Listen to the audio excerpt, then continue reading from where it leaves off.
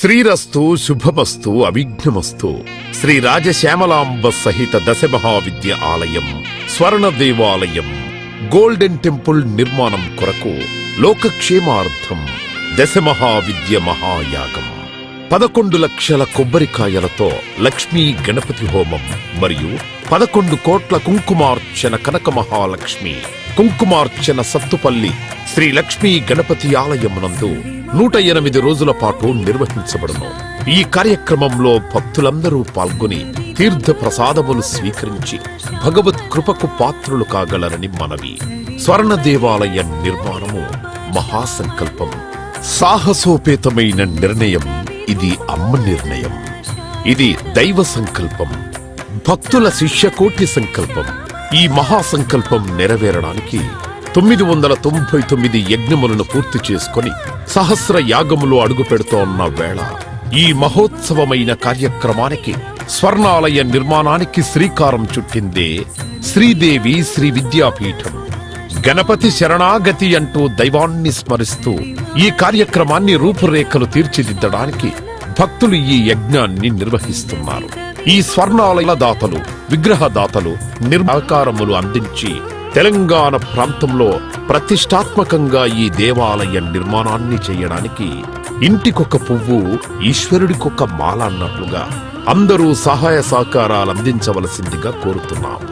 ఈ ఆలయ నిర్మాణం వల్ల దశమహావిద్య ఆలయములు స్వర్ణాలయము మన తెలుగు ప్రాంతంలో యావత్ ప్రపంచంలో మొట్టమొదటి ఆలయముగా చరిత్రలో సువర్ణాక్షరాలతో లిఖించబడే సువర్ణ అవకాశమిది.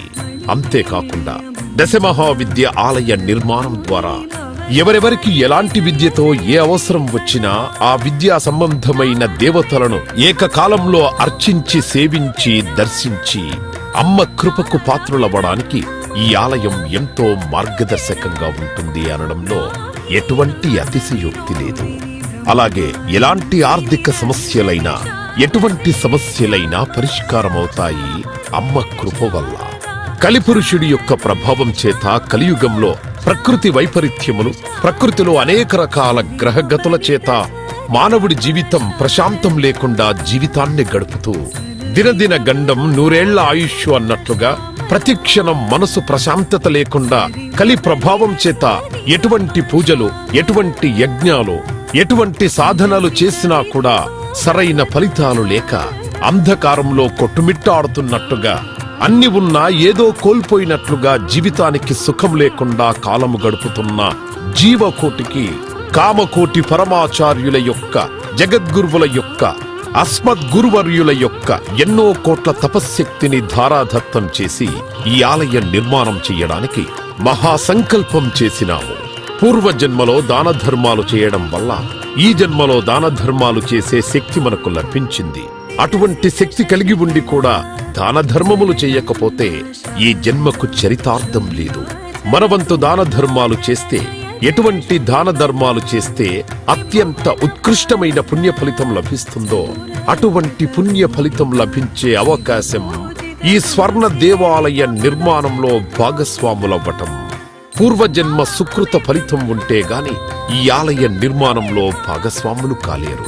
అమ్మ సేవలో పాల్గొనలేరు, అమ్మ సేవలో తరించలేరు.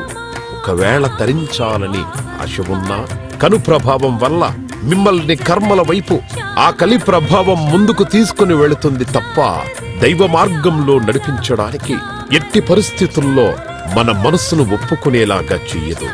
అయినప్పటికీ వాటన్నిటినీ దాటుకొని అపర దేవత సేవలో పాల్గొనటం, ఎంతో మంది భక్తులు ఇప్పటికే ముందుకు రావటం, మేము ఈ దేవాలయ నిర్మాణంలో భాగస్వాములవుతాం.